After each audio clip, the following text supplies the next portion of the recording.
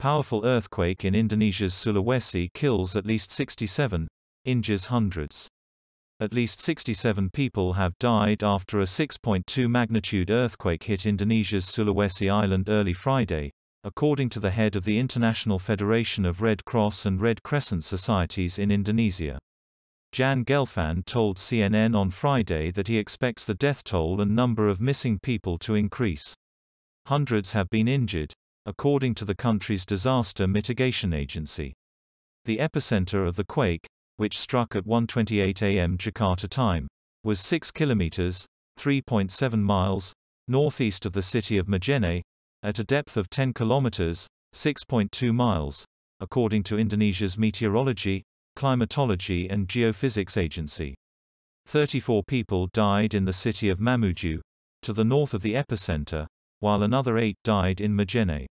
In Majene, at least 637 were injured and 15,000 residents have been displaced, according to the country's National Board for Disaster Management, BNPB.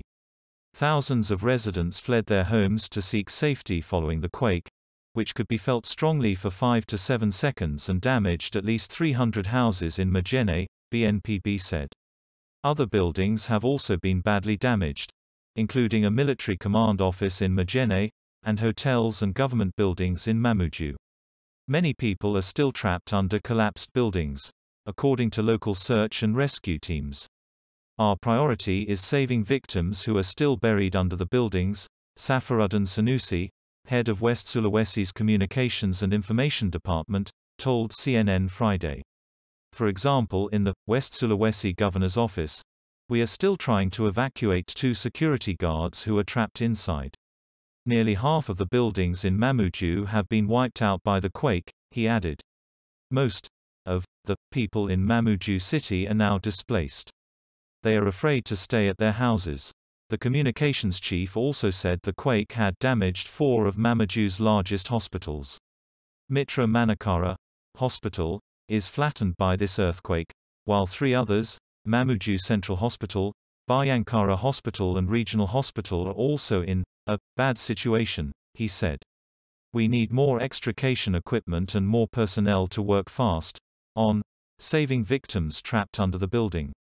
Our obstacle here is that we don't have heavy equipment to rescue them, Saidar Ramanjaya, head of the local search and rescue agency of Mamuju, West Sulawesi, told local television.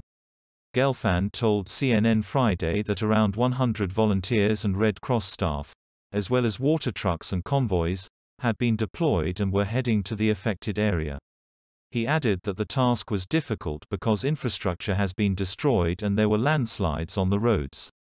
Gelfand also said the affected area was a COVID-19 red zone and so there were concerns about hygiene and safety.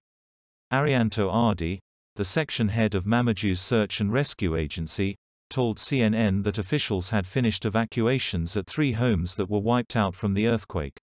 The agency evacuated 8 people from the first home. 3 survived and 5 people died. Another difficulty was the lack of communication among rescue teams, as local telephone networks were down following the quake, he said, adding that there were 8 locations where people were in urgent need of rescue. Shalahuddin Salman, a resident of Mamuju, said many people were trapped because they were sleeping when the quake struck in the middle of the night. We saved 4 family members but one still can't be evacuated, he told CNN after he and a few others rescued a family from underneath a collapsed building. He's trapped inside the building. We believe he is dead.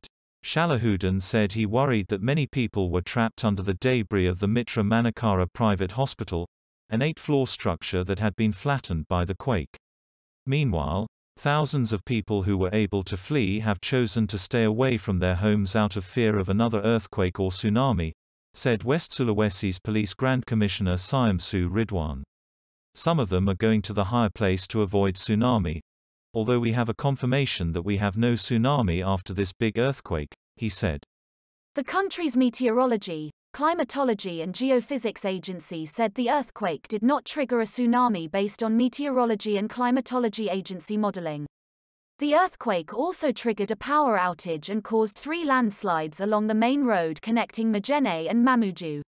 Hours earlier on Thursday, a 5.9 magnitude earthquake struck in the same district, damaging several houses. Straddling the so-called Pacific Ring of Fire, Indonesia, a nation of high tectonic activity, is regularly hit by earthquakes. In 2018, a devastating 6.2 magnitude quake and subsequent tsunami struck the city of Palu, in Sulawesi, killing thousands of people. Additional reporting by Reuters. News taken from CNN, by Masroor Jamaluddin and Nectar Gan. Please subscribe to my channel. Thanks for watching.